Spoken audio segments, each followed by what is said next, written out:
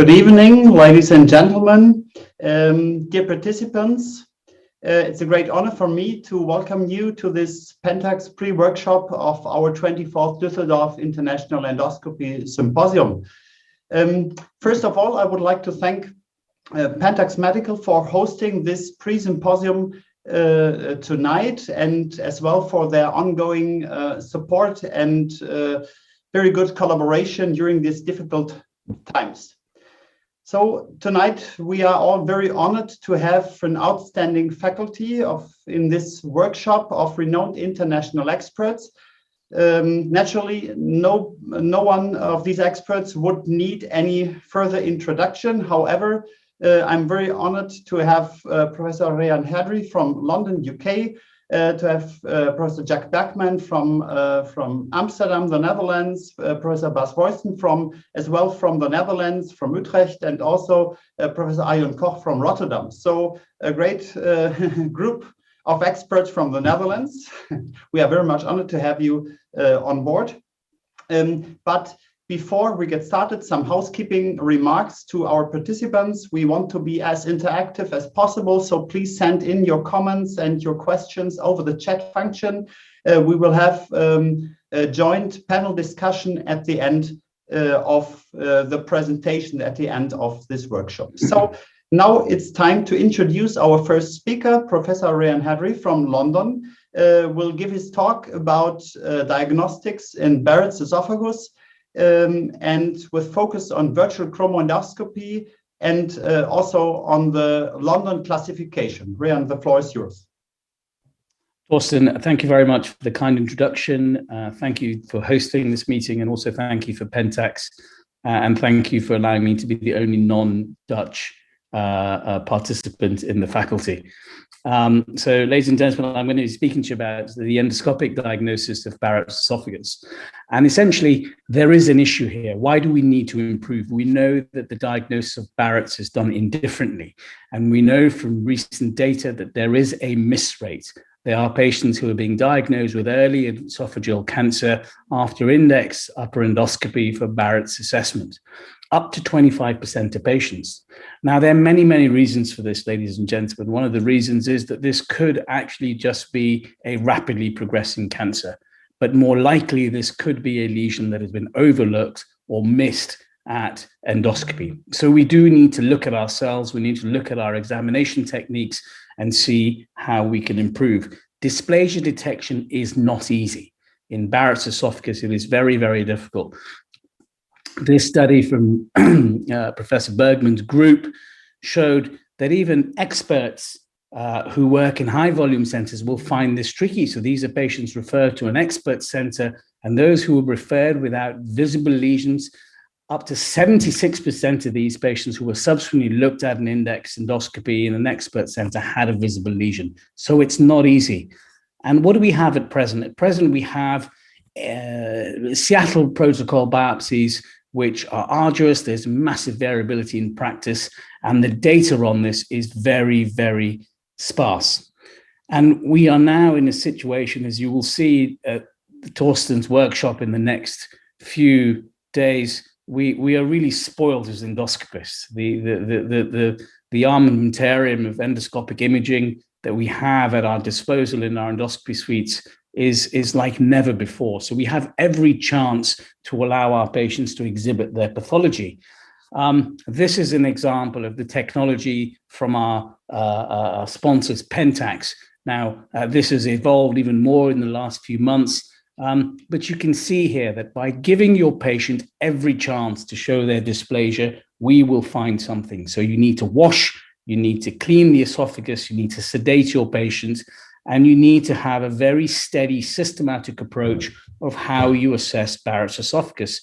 In this first pull through just with white light endoscopic imaging, it's not so obvious.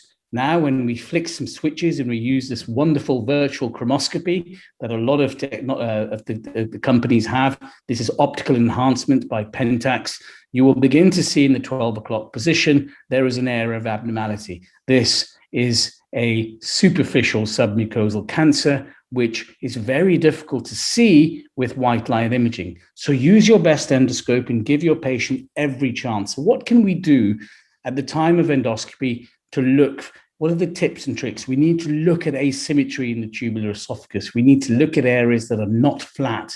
We need to look at raised areas and nodules. We need to look at areas of ulceration and friability. These spell danger. They're not always inflammation. And then we need to use our virtual chromoscopy to look at the mucosal and vascular patterns to make a more detailed and informed decision. And the endoscope can tell us so much. And I say to all the fellows that you can't diagnose abnormal unless you know what normal is. So we can see regular mucosa, we can see regular microvasculature. And when we begin to see abnormalities in the mucosal patterns and vascular patterns, we begin to go through that cascade of inflammation and early cancer. And there's lots of things we can help. We can use not just virtual chromoendoscopy, but dye-based chromoendoscopy, because acetic acid reaches PV thresholds. And this is a really simple dye-based system, which has been shown to increase not just the sensitivity, but also the specificity.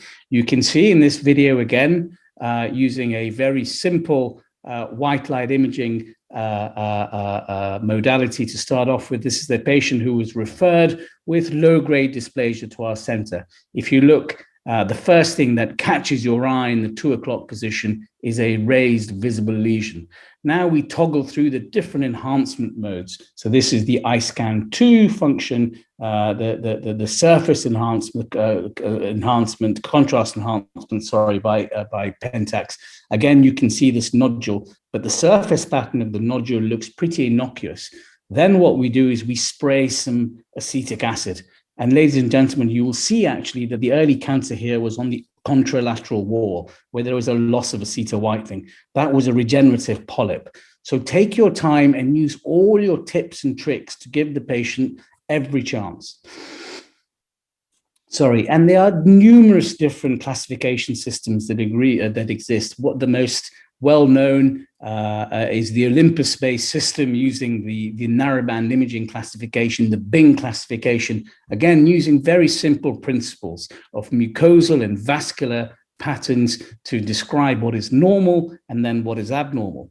Our colleagues in Holland have also used the Fuji technology in the BLI system, which has shown that in addition to white light endoscopy in the detection of early Barrett's neoplasia, there was an added advantage in terms of neoplasia detection.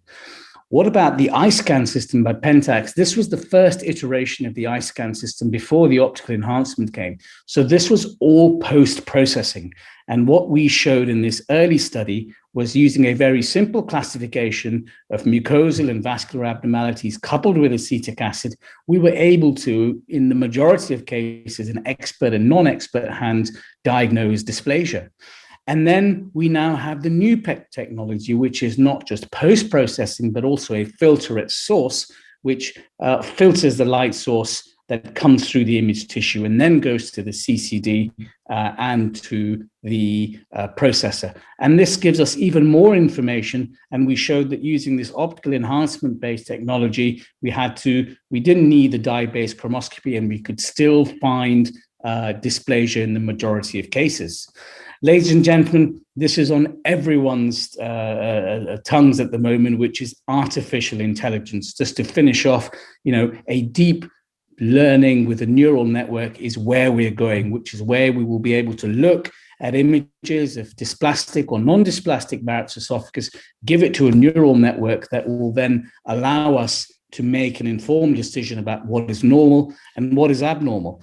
If I just play for you this clip here, which is our first iteration from our department here from Odin Vision, you can see, if I just forward this video for you, ladies and gentlemen, with pressing a pedal, you can very clearly begin to use the artificial intelligence system to begin to tell you where is normal and where is abnormal, as you will begin to see on the right-hand side of this display. Now, this is a work in progress, and there are many different iterations of this currently in place. So in summary, you will imagine a day where we will have lots and lots of different images coming through. And our data from this, which is just currently under review, shows an area under the curve extremely favorable of 96%. So the future, not so far away, is you will take a picture of an endoscopic image, you will characterize it on Zoom endoscopy, you will get a heat map there and then, which will go into your computer-aided network, and it will real-time tell you where the dysplasia is, where you should take a biopsy, where you should not take a biopsy, and where you should do resection. Ladies and gentlemen, endoscopic diagnosis of Barrett's is complex. There are many factors which are physician-based, institutional-based, and cognitive-based. And by putting these all together, you will give yourself every chance to give your patient the best examination. Thank you so much for your time and attention. So thank you, Rehan, for this comprehensive and excellent overview. We'll come back to you at the panel discussion at the end. So obviously, detection of early Barrett's neoplasia is critical for every upper GI endoscopist, and it's a main objective in doing endoscopy in our Barrett's patients. However, these lesions are often subtle and can also be overlooked by experienced endoscopists. And how can we really acquire the skills to recognize these lesions? How can we learn how to use the technology that has been given into our hands by the manufacturers of endoscopes?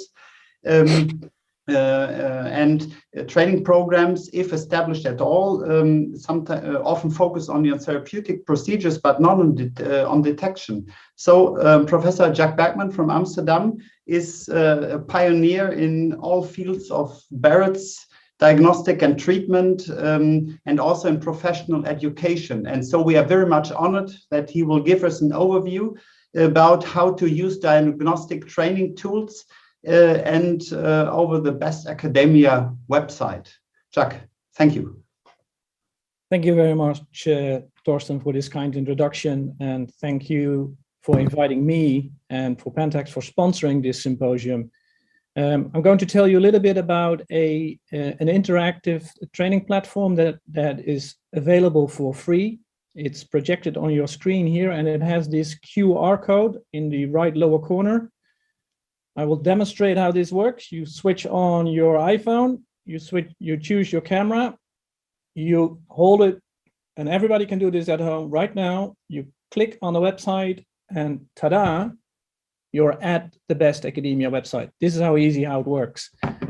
This QR code will stay on my slides during my presentation. I've tested it even though the small it looks with your iPhone, at a decent distance, you can get to the website immediately. So why is this good?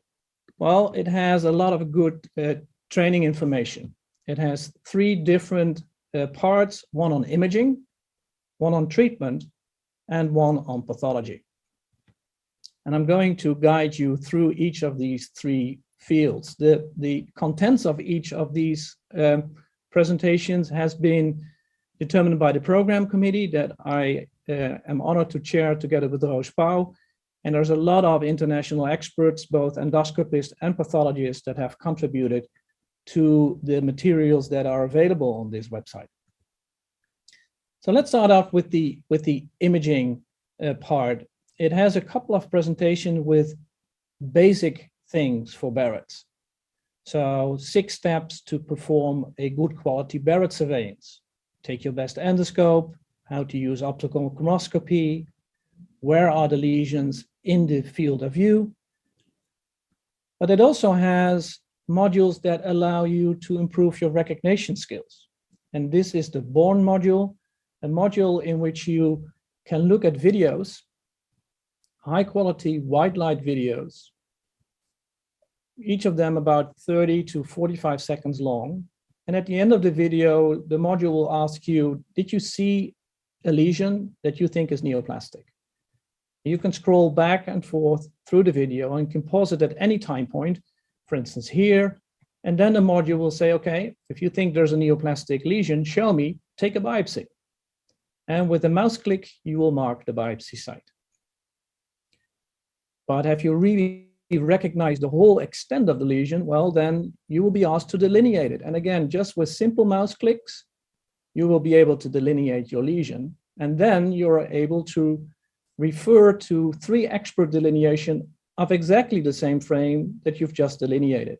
So here's my delineation, and you can switch me on and off. You can see what I have recognized. And this is a delineation by Chris Raghunath. And he's seen the lesions slightly different, but if you put them on screen and take them away, you do multiple recognition iterations. This is Oliver Peck, who has a slightly different perspective. And we have these 3 delineations throughout the whole video. So you can click through the delineated frames, like we're doing here, with, in this case, the red delineation being switched on, but you can switch each of the delineations on and off. So for instance, at this level, when you pause it, you can switch off expert 1 and switch it on again to really see what he has recognized, and then choose the other 2 experts for multiple of these iterations. Now, this module is freely accessible on the website. It has been validated. We published it in Gastroenterology. And if you do this, you really get improved detection and delineation skills. But we also have modules for each of the 3 different companies. And we're very proud that thanks to the sponsorship of Pentax, we are also able to show early neoplastic lesions for Pentax users, showing the high quality white light image on the left and the corresponding OE image on the right-hand side. And in this module, you can actually choose, do you want to take the biopsy on the white light image and do your delineations there? Or do you want to do this on the OE image, which is significantly different from the Bohr module that I showed you previously, which only has white light imaging. So for instance, here, you mark your biopsy site and you do your delineation, and then you get feedback where the expert have delineated the lesion. And we also have corresponding videos, high quality Pentax white light images and videos, and high quality OE videos.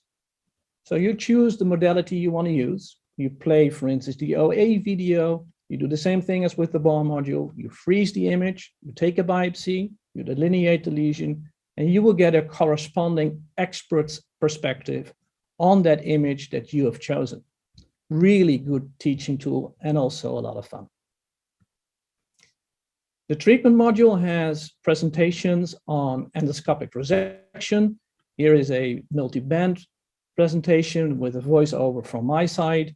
There's also a presentation on pitfalls in the endoscopic ablation of early Barrett's neoplasia, logically with some teaching in the field of RFA for focal and circumferential RFA.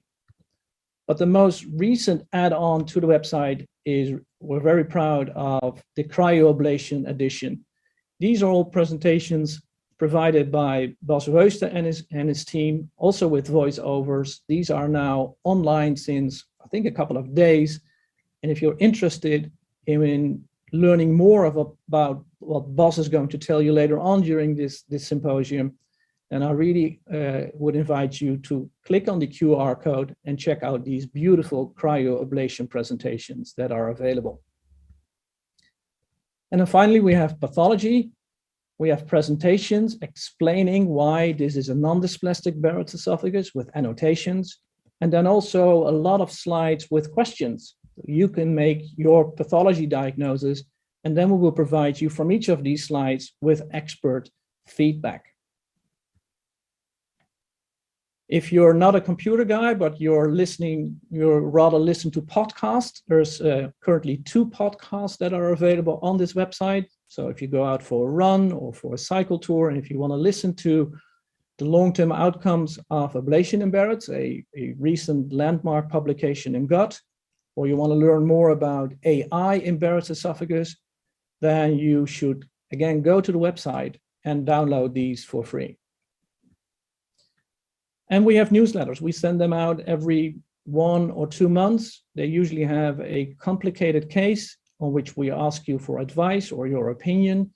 There is a panel that will interact with discussions, etc., just go to the website and send an email to the email address listed on this slide, and you will get these newsletters in your mailbox.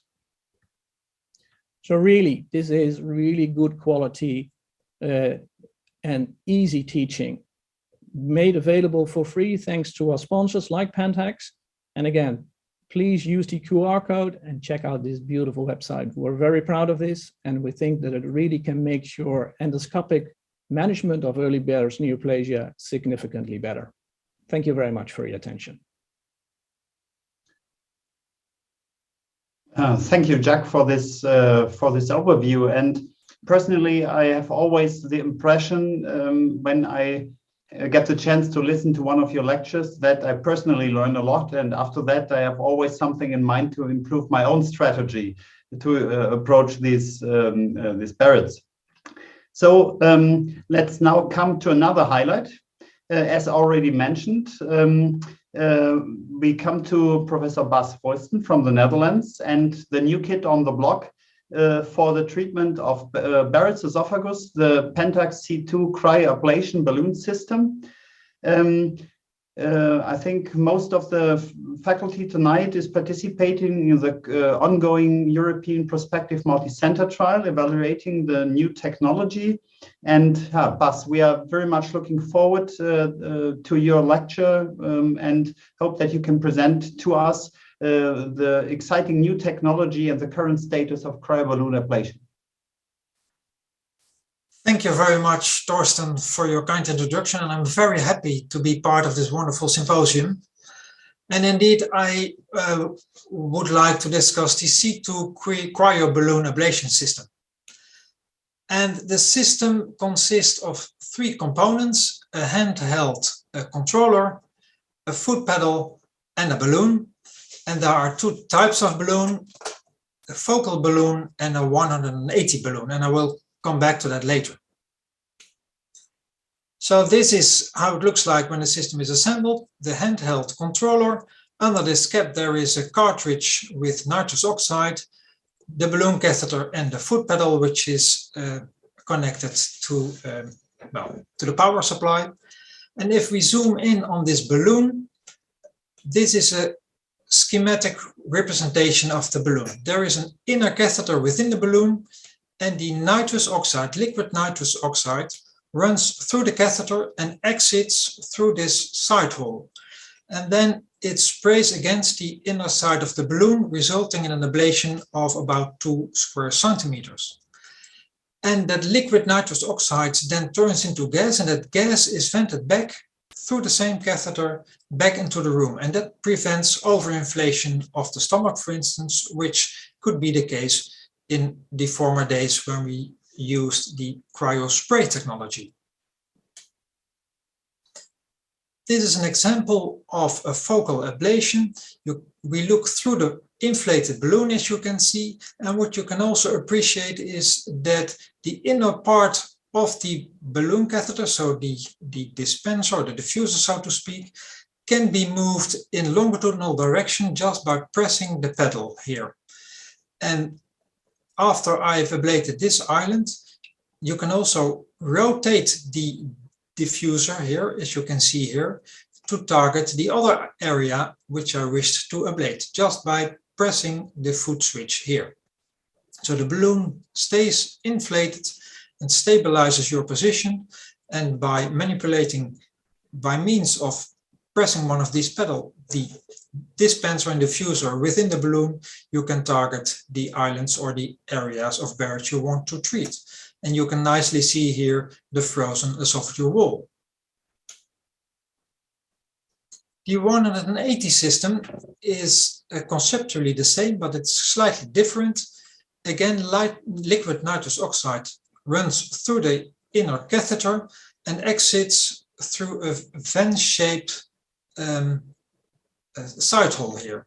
And then if you activate the system, it will automatically retract, and then so the diffuser traverses from distal to proximal within the balloon, resulting in a large area ablation of 180 degrees.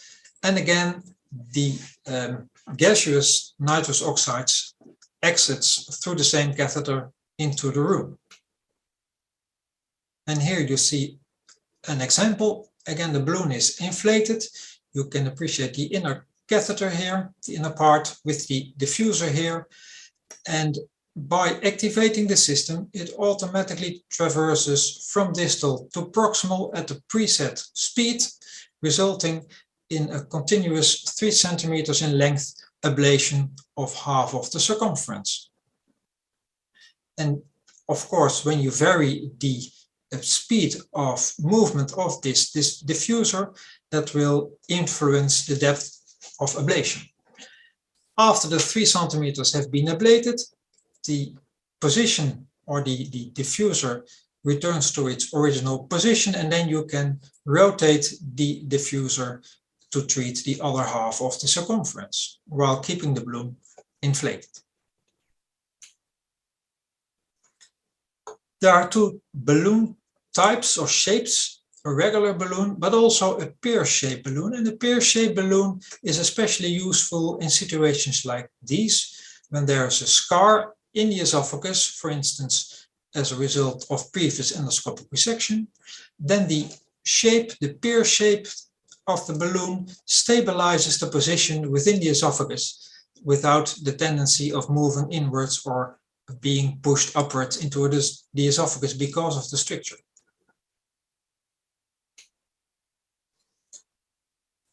You can obtain circumferential ablation with the focal device by performing side-by-side ablations. And this is an example of side-by-side ablations of a very small segment of Barrett's, as you can see here. And while keeping the balloon inflated and the balloon is stabilized also because of the freezing effect of the first ablation, you can rotate the diffuser and target at an adjacent area here. And I speeded up this video a little bit to gain some time. Here another ablation, side-by-side ablation. And by rotating the diffuser, you can achieve a circumferential ablation, as you can see here in this example.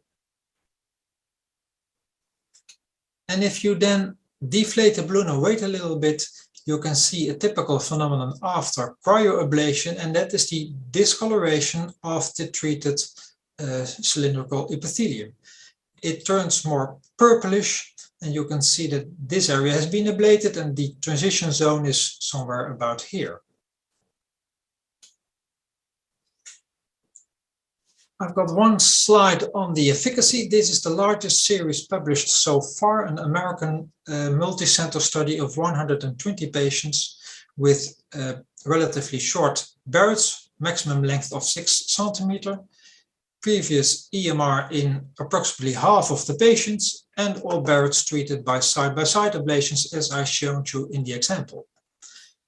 The technical success rate was 95.8%. And there were a couple of dropouts, as you can see. So there were 94 evaluable patients for the per protocol analysis. And in the per protocol analysis, there was a complete eradication of dysplasia after consecutive treatments in 97% and a complete eradication of intestinal metaplasia in 91%, with a stricture rate of 12.5%.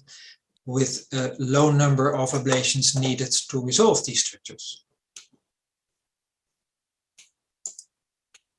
Oh, one back. And this is a graphical representation. In blue, again, the per protocol analysis for the complete eradication of dysplasia and the complete eradication of intestinal metaplasia. And in yellow, the intention to treat analysis, which of course results in lower percentages of complete eradication because of the dropouts. Torsten already mentioned this multi-center study, which is currently in progress, called the Euro Cold Play study, with 9 European expert centers, and we aim for 107 patients with maximum M5 Barrett's esophagus with an indication for ablation. And we treat them the same as I showed you in the example by side-by-side ablation using the focal system with a dose of 8 seconds. Well, Torsten, that's basically what I wished to show from this system. And well, I'm happy to take questions afterwards, and I handle the microphone back to you. And thank you for your attention. Bas, thank you very much for this excellent overview and explanation of this exciting new technology. We will have the chance to discuss during the panel discussion at the end. We are all very much excited to get the results from the trial after the last patient will complete the follow-up. For the ones that are more interested in the technology, please tune in next week for the live demonstration, and during our core congress, we will for sure show a live demonstration of cryoablation. So last not least, we now come to the resection part that naturally comes before the ablation part. Now we have it behind. We are very much honored to have Professor Arjun Koch from Rotterdam with us. He's a master of all these kind of techniques that you can apply for resection in the esophagus, and he will show you how to safely perform these advanced techniques, and also mention how to perform a structured training program like the FORWARD training program.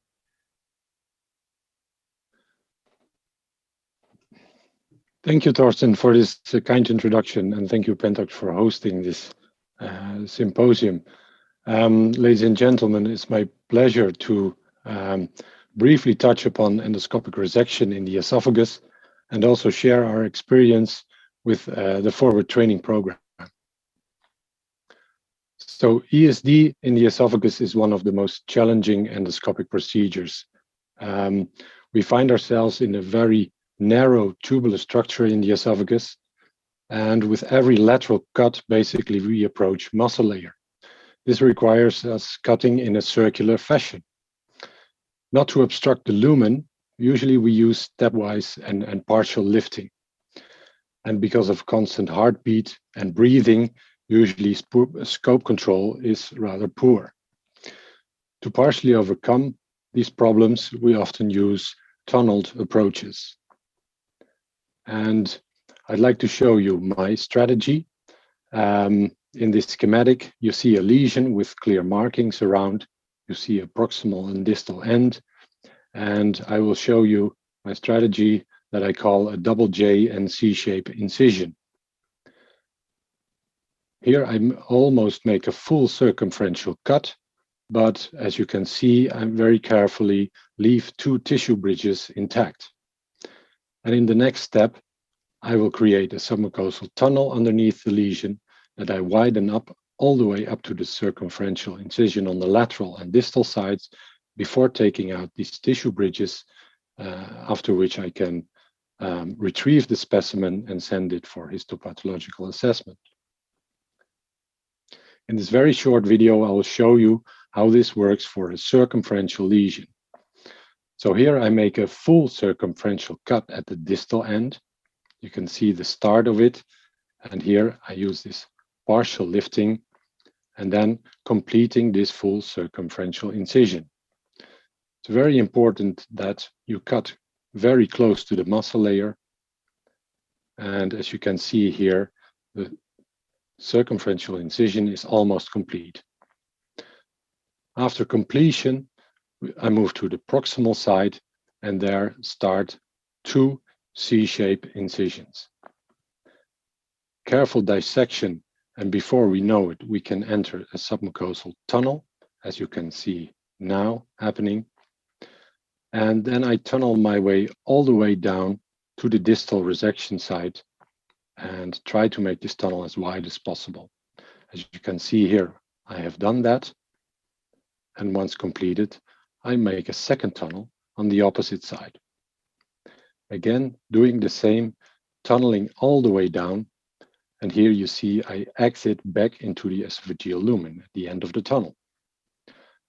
So by connecting both tunnels, basically the whole resection, the whole lesion is already dissected, leaving only these 2 tissue bridges still intact. After taking out these tissue bridges, it is time to retrieve this specimen. As you can see, we can resect quite large areas in this manner. But of course, you can imagine this can lead to a high chance of developing strictures. And in this table, I've summed up all the studies that included resections over 75% of the circumference, leading to a pooled stricture rate of 75%. Now, recently, we have been treating our patients with topical budesonide in order to prevent these strictures. And we also published our retrospective cohort in which we treated patients with topical budesonide in varying doses, and most of them came from the dissolving tablet that is usually used in an enema. So we had patients swallow this, putting this tablet on the tongue, the tablet dissipates and patients swallow the budesonide. This led to a drop in stricture rate of below 50% compared to 75% for treatment-naive patients. Because of this promising result, and also because orodispersible topical budesonide came on the market for EoE, we used this drug and currently conduct a double-blind randomized trial called the Pegasus trial. And I hope we can share the results with you in the near future. Now, moving on to the FORWARD program. A few years ago, we started developing this program, which was designed to train endoscopists in ESD. Pentax has taken this job up to a higher level, and recently they founded the FORWARD Academy. So not only for ESD training, but for all kinds of high-end therapeutic interventions in endoscopy. The ESD program is based on the ESD training curriculum as by the ESG guideline, which was recently published. And you can see this involves a lot of supervised animal training. And I believe that live porcine animal training is one of the best methods compared to the human cases in esophageal and gastric ESD, but also for complication management. We also demonstrated that by repeated training, trainees really improve on a lot of fronts, not only on ESD speed, but also on the number of en-bloc resections. Perforation rates drop, and there is also a diminishment in the need for tutor interventions. The blue arrow indicates where we changed to a different ESD knife during one of our courses. And you immediately see a temporary drop in ESD speed, but also more perforations and need for tutor interventions. And I think this underlines the importance of training with a single knife, especially in the early learning curve. Here you see the steps in our FORWARD training program. And of course, this starts with basic lectures, and then we move on to ex vivo and in vivo model training. This is followed by case observation in expert hospitals, and then performing cases together. Finally, the trainee performs cases in his own hospital with the mentor guiding him there. And if the trainee reaches a certain level, we switch to online mentoring from a distance. And finally, we also have a large group of Japanese experts in our group that are really willing to help out the young trainees with their first cases in their own hospitals. This is the European group of experts that we formed within the program. And in the next slide, you also see our Japanese colleagues that are really helpful in this training program. Of course, just before we wanted to kick off, the COVID-19 pandemic started. And this, because of this, of course, we had to cancel all our hands-on activities. So we had to switch to online procedures. And for that, we used the Proximie platform. This is basically, it's a surgical platform, but it's very suitable also to broadcast live endoscopic procedures. Easy making annotations in the screen during these procedures. You can see the endoscopists, and it's highly interactive with the trainees as the audience. So when things regarding the COVID-19 pandemic improved, we quickly moved on to organizing ex vivo and in vivo ESD trainings again.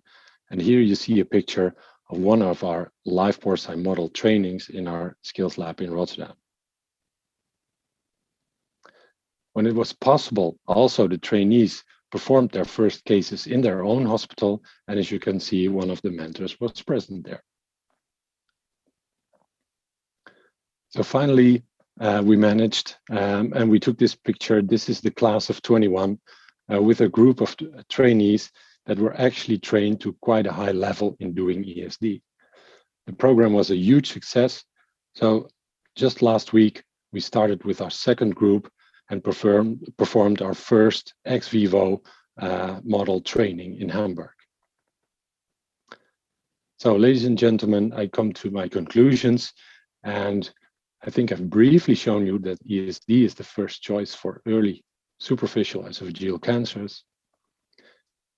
Of course, strictures are a major limitation, and I hope that topical budesonide is a novel treatment option so far with very promising results.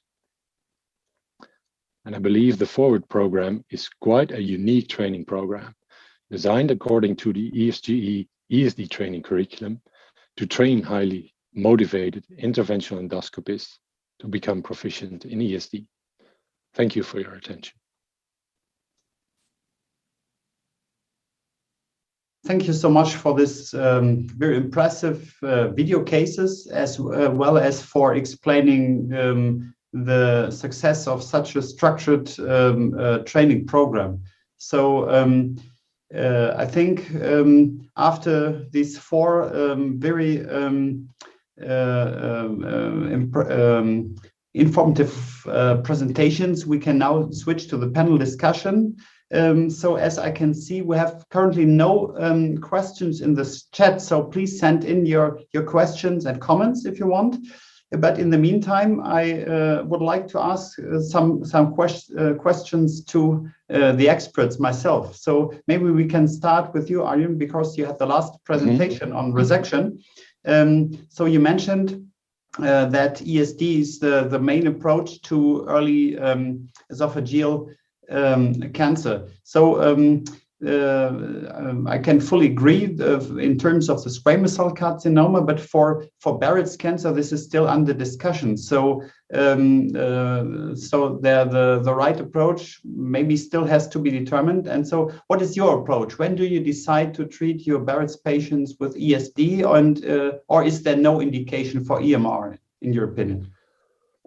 Yes, well, thank you, Torsten, for this question. And yes, you're absolutely right. I think the time was too limited to really go into detail and in this. And I think for squamous cell cancer, there is quite a lot of proof out there that we really need unblocked resections. And because these are usually large fields, ESD is the required technique. For Barrett's, I agree that I think most of my patients I treat with multi-band mucosectomy. And only in cases where I suspect deep submucosal invasion, I tend to switch to ESD, and also for large nodular lesions, because I think maybe they will not fit into the cap, making my endoscopic resection in the right plane. So I think these two cases, I would tend to switch to ESD, but I agree that most other cases, until now, I treat with EMR. Maybe this will change in the future, but still we don't have any randomized trials. We have one small one, but we need larger trials, I think, to show the advantage of ESD maybe. So while I'm still waiting for more questions from the chat, so maybe I can ask another one, and this refers to Rehan's presentation in the beginning, and may also refer to Jacques, because I think it is one thing to identify a lesion in a long segment Barrett's, for example, and to say there is a neoplastic area, but the delineation of the lesion and the entire resection is another thing. So what do you think? What is your strategy to delineate the lesions, and how do you approach your resection then? Maybe is an additional ablation therapy only needed because we are not able to fully delineate our lesions? So it would be nice to have both, or the opinion of both of you. Thanks, Torsten. I'll take that first. So there's a few things to unpick in that. I think that the addition of virtual chromoscopy, as Jacques has demonstrated on the various modules that he has on the Best Academia website, and with the examples that you saw with the Pentax OE videos that we demonstrated, show that we are now moving away just from detecting, but delineation with optical enhancement means that we can really precisely target our resection margins with optical enhancement. So I think that's the first thing to say, is that as the endoscopes have got better, as the virtual chromoscopy is improved, we're now in a position where our delineations are more accurate, which means that our rates of R0 resection, certainly laterally, are better. What Jacques has demonstrated on his website is that we're always learning. Even for experts and for trainees, I've contributed some of those videos, but I've also looked at a lot of them, and we're always learning. That's the beauty of endoscopy, that you're always picking up new things. The final part of your question about do we need to is ablation left for what we don't resect? The answer is no. We need to resect all visible dysplasia, and the ablation, with field ablation, with as Bas showed with cryoablation, will come later. Thank you for this answer, Jacques. What's your opinion? I don't really think I have much to add to what Rehan said. I think the detection is usually done in white light imaging and overview with good quality endoscopes and maybe computer-assisted detection in the future. Delineation is a different ballgame. I'm convinced that here optical chromoscopy is the way to go. And with a nearby mode or with a zoom function and with a small distal attachment cap, you are usually able to delineate what you need to resect quite accurately. But these are the detection and the delineation and the treatment are really something that we feel is you need to have experience in. So even the most ESD experts in Europe have extensive EMR experience in the past, so the quality of their ESD is not restricted by their delineation failures.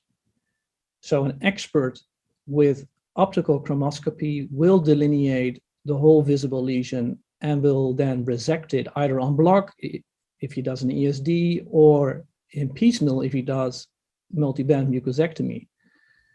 The danger is if people with less experience in these lesions using easy resection techniques like MBM simply do not have the skill set to delineate the lesion properly. This is where we fail.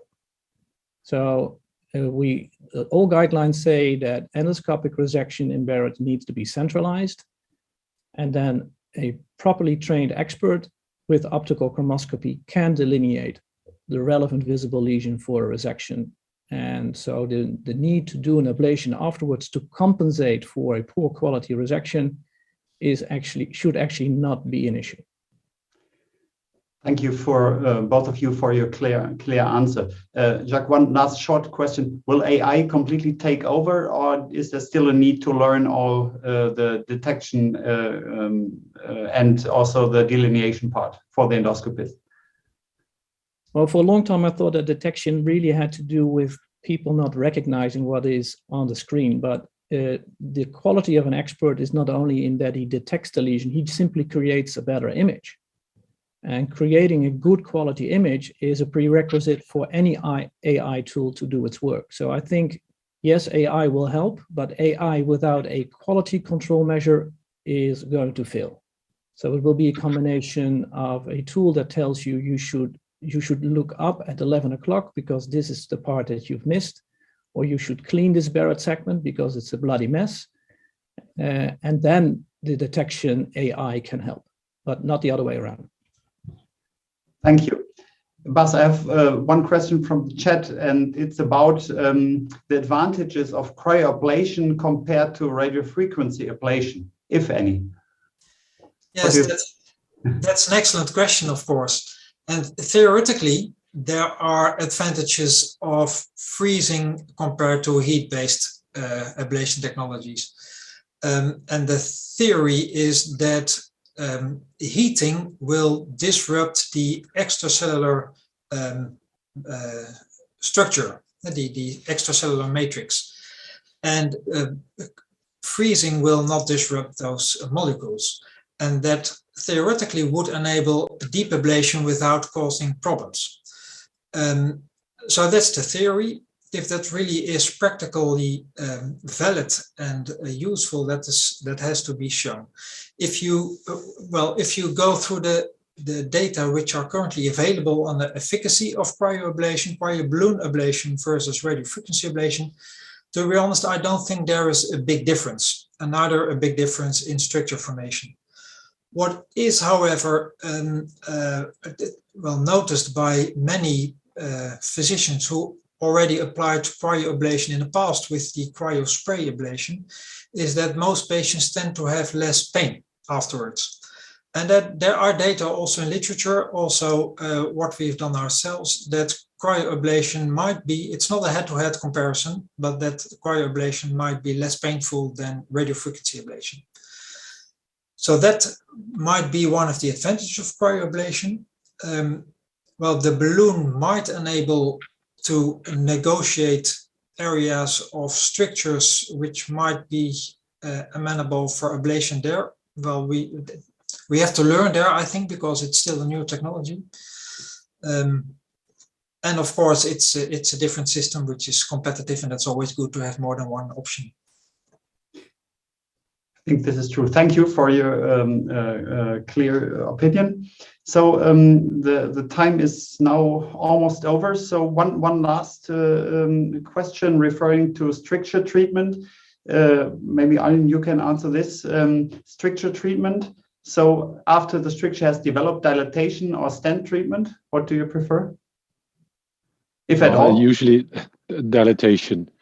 But I think that the treatment with the budesonide diminishes the stricture rate, but also makes it easier to treat.